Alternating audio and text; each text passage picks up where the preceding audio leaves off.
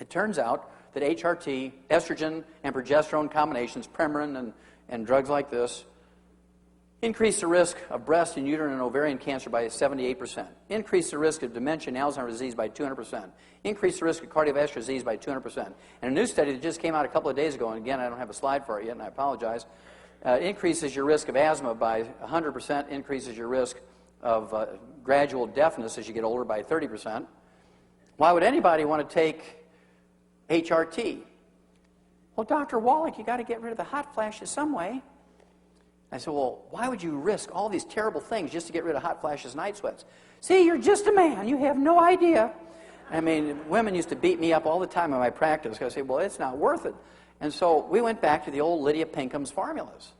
And guess what? Worked like a charm. There's 29 major studies which shows that it gets rid of the hot flashes and night sweats. Then you throw in the liquid calcium, and guess what? 1,200 milligrams per serving. You deal with the concerns about osteoporosis. You don't have to have all the risk from the HRT. You don't have to have all the risk from HRT.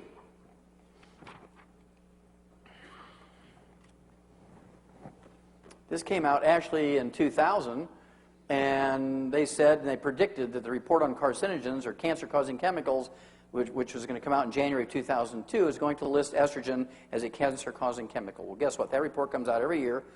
And guess what's at the top of the list of cancer-causing chemicals? Estrogen. What makes it most dangerous is doctors prescribe it. Doctors prescribe it.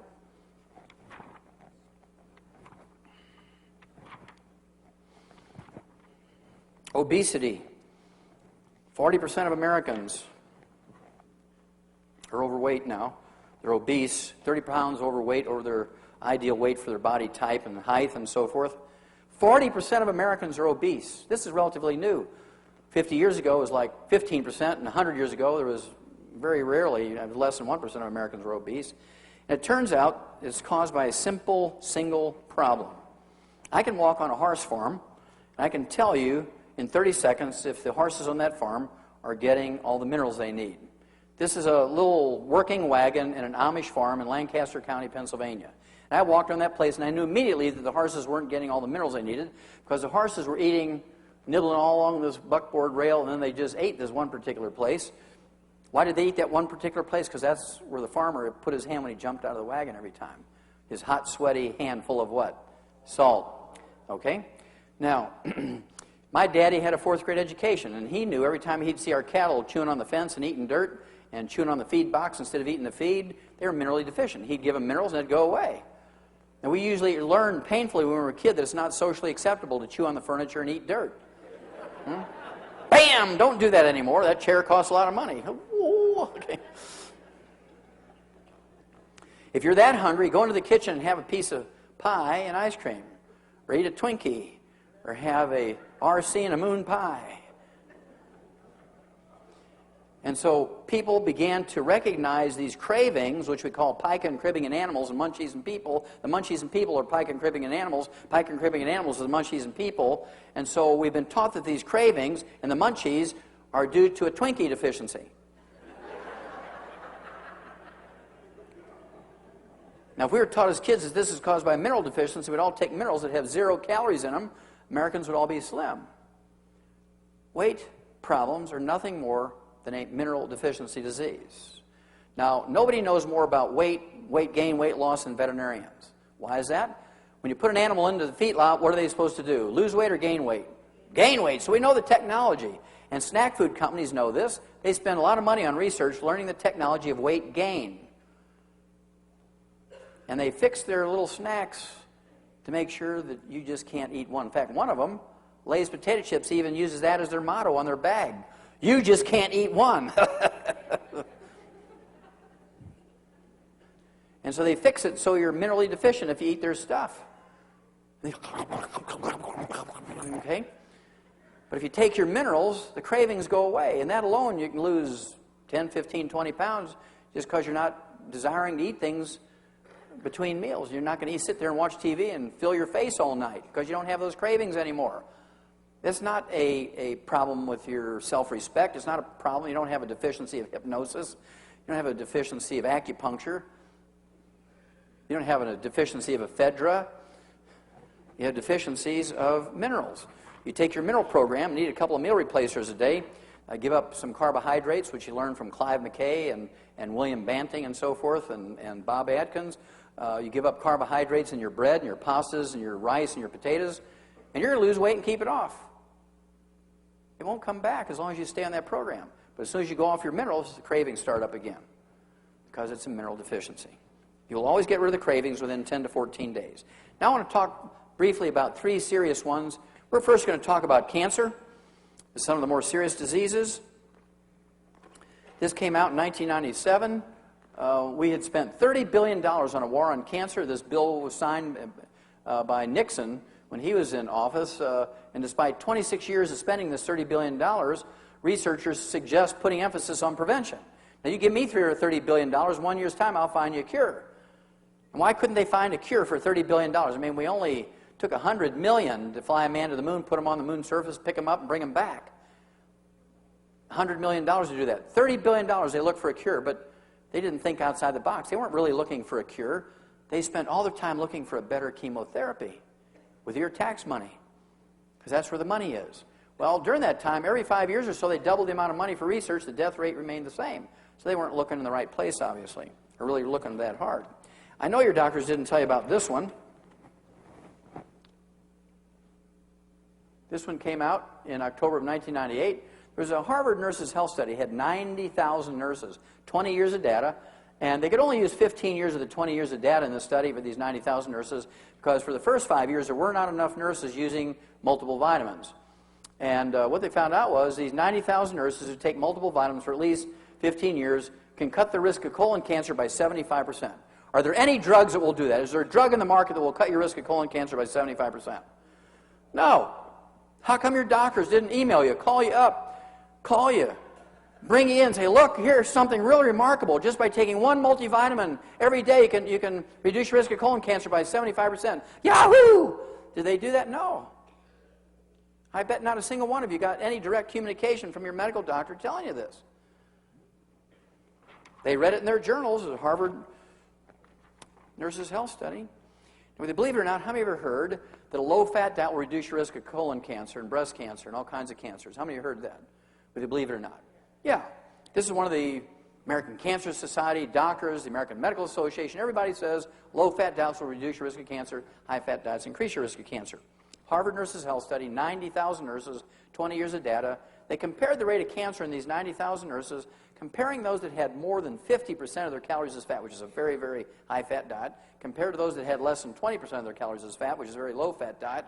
And if fat content of your diet had anything to do with the rate of cancer, the ones having more than 50% of their calories as fat should have a lot more cancer than the ones having less than 20%. I mean, that's real simple stuff, right?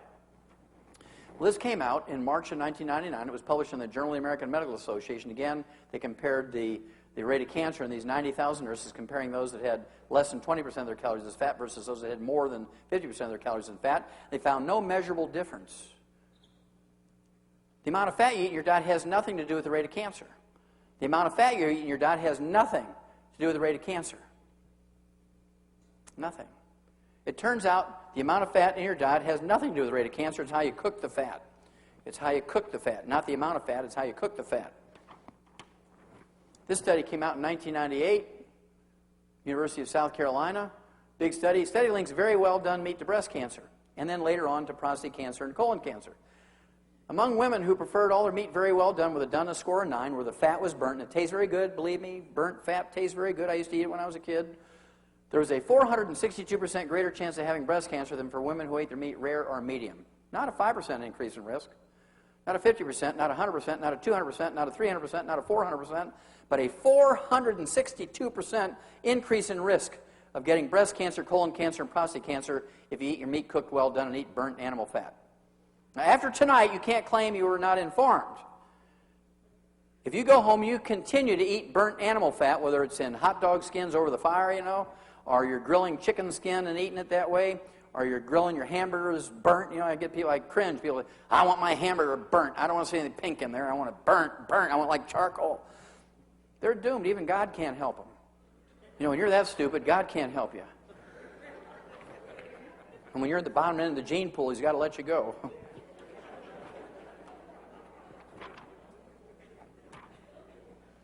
Now, whether you believe it or not, how many of you heard that a high fiber diet will reduce your risk of colon cancer? Whether you believe it or not, how many of you heard that? Yeah, that's another one of those truisms that the American Cancer Society and your doctor wants you to believe. Of course, Quaker Oats likes that one, right? Low-fat diet, high-fiber diet. Harvard Nurses Health Study, 90,000 nurses. They compared the rate of colon cancer, these 90,000 nurses, comparing those that had a high-fiber diet versus a low-fiber diet. They didn't like the results, so they threw in 50,000 male doctors. They compared their rate of colon cancer, the ones who had a high-fiber diet versus a low-fiber diet. Now they had 140,000 human subjects, and this came out in January of 1999. It was published in the New England Journal of Medicine, very respectable medical journal. 90,000 female nurses, 50,000 male doctors. They said high-fiber diets don't cut colon cancer by any measurable amount. Zero. Nada. Eating a high-fiber diet did not protect you in any way, shape, or form from any cancer. Zero. Why do doctors get so excited about a high-fiber diet? Because it will reduce your cholesterol. That's because it absorbs everything that you eat, including minerals that are required to keep you from getting high blood pressure, osteoporosis, arthritis, cancer. And so people who eat multigrain breads for their toast and English muffins and pancakes and waffles for breakfast, people who eat multigrain pastas, people who eat multigrain breads and whole wheat breads and grind their own wheat and all that sort of stuff for their sandwiches, and people who eat whole wheat and multigrain bread for dinner, they eat whole wheat ice cream. I mean, you can go to extreme, right? They have a 500% increase in risk of all these other degenerative diseases which kill you. So by eating a high-fiber diet, your risk of those other diseases goes up and doesn't affect your risk of cancer at all. The only thing the doctors get excited about, really, about a high-fiber diet is it lowers your cholesterol. And does that do anything for you? No. Doesn't do a thing.